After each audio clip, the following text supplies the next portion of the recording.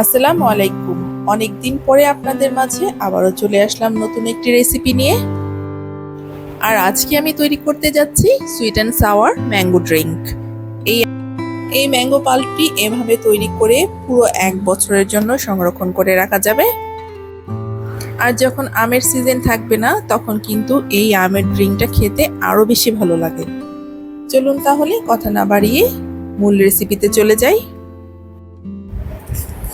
এখানে আমি নিয়েছি কাঁচা আম। কাঁচা আম যখন ফ্রিজে রেখে দেই, তখন কিন্তু আমগুলো অনেক সময় হলুদ হয়ে যায়। আর সেই আমগুলোই ফেলে না দিয়ে এই ম্যাঙ্গো ড্রিঙ্কটা সুন্দরভাবে অনায়াসেই বানিয়ে নিতে পারেন। আমগুলো আমি ছুলে নিয়েছি, যেহেতু আমগুলো ফ্রিজে থেকে অনেকটাই নরম হয়ে গিয়েছে। আর কিছুটা নিয়েছি আমি কাঁচা আম, এগুলোও কিন্তু হলুদ বর্ণের হয়ে আসছে। অনেক সময় ফ্রিজারে কাঁচা আম রেখে দিলে হলুদ বর্ণ হয়ে যায়, সেগুলো দিয়ে কি করব তখন আর কিছু মাথায় আসে না। তাই আজকে আমি সেগুলো দিয়ে মজার একটি ড্রিঙ্ক বানিয়ে নিচ্ছি। সবগুলো সুন্দরভাবে ছুলে নিব।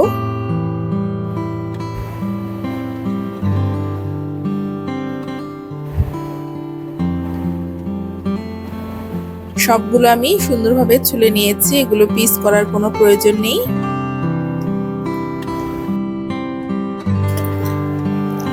এবার চুলোয় বসিয়ে এটাকে অল্প পানি দিয়ে ঢাকনা দিয়ে রান্না করে নিব, যতক্ষণ পর্যন্ত না নরম হয়ে আসে।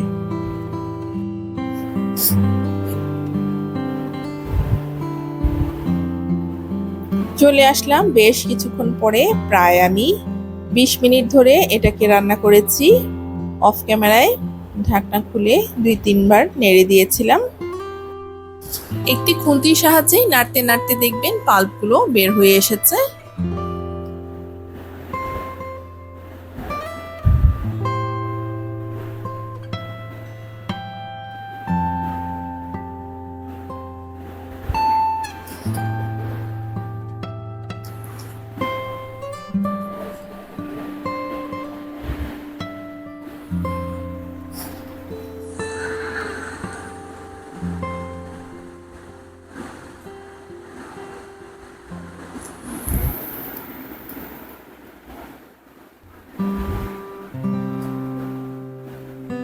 এবার আমি দিয়ে দিচ্ছি পরিমাণ মতো চিনি।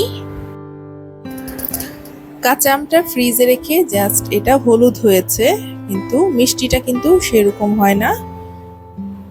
আমরা ভালো মতোই সবাই জানি যে কাঁচা আম ফ্রিজে রাখলে শুধু হলুদ বর্ণ ধারণ করে, চিনির মতো কিন্তু মিষ্টি হয়ে যায় না। তাই এটাতে একটু বেশি পরিমাণে চিনিটা অ্যাড করেছি, সাথে অ্যাড করেছি আমি বিট লবণ স্বাদ অনুযায়ী। এটাকে এখন আমি ঠান্ডা হতে দিব।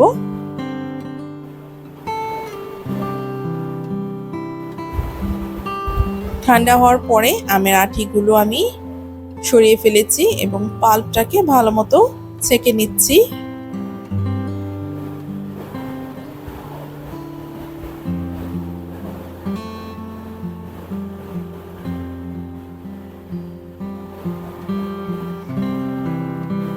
পাল্পটা যদি ছেঁকে নেওয়া হয় তাহলে মসৃণ একটি পাল্প তৈরি হবে। এই যে দেখতে পাচ্ছেন, সুন্দর একটি মসৃণ পাল্প তৈরি হয়েছে। এই পাল্পটা সারা বছর সংরক্ষণ করা যাবে অনায়াসে ডিপ ফ্রিজে রেখে। এবার আমি এটার স্বাদটাকে আরেকটু এনহ্যান্স করার জন্য দিয়ে দিচ্ছি ম্যাঙ্গো ফ্লেভার। ম্যাঙ্গো ফ্লেভারটা না দিলেও চলে, কিন্তু দিলে একেবারে দোকানের মতো টেস্ট চলে আসবে।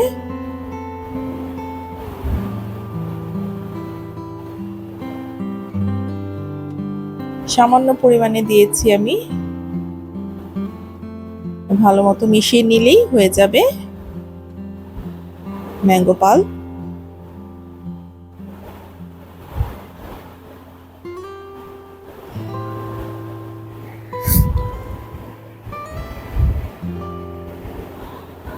এবার একটি গ্লাসে আমি দিয়ে দিচ্ছি আগে থেকে ভেজানো চিয়া সিড। চিয়া সিড দিয়ে ম্যাঙ্গো এই পাল্পটার জুস বানিয়ে নিলে ম্যাঙ্গো জুসের টেস্টটা কিন্তু আরও এনহ্যান্স হয়, খেতে কিন্তু খুবই ভালো লাগে।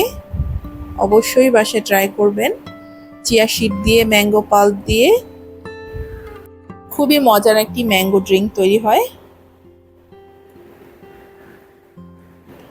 এবার পরিমাণ মতো ম্যাঙ্গো পাল্পটা দিয়ে নিচ্ছি। যার যার টেস্ট বাদ অনুযায়ী ম্যাঙ্গো পাল্পটা দিয়ে নেবেন। কেউ যদি ঘন করে খেতে পছন্দ করেন তাহলে ম্যাঙ্গো পাল্পের পরিমাণটা বাড়িয়ে দিবেন। দিয়ে দিচ্ছি ঠান্ডা পানি। চাইলে আইস কিউবও ব্যবহার করা যায়, আমি ঠান্ডা পানিটাই ইউজ করেছি।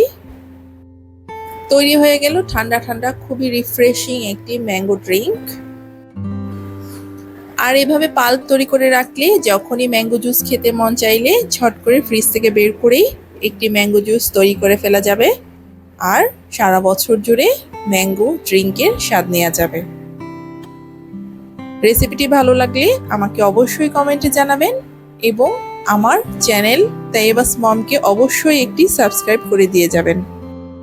দেখা হবে আপনাদের সাথে আবারও অন্য কোনো রেসিপি নিয়ে। ততক্ষণ পর্যন্ত আল্লাহ হাফেজ।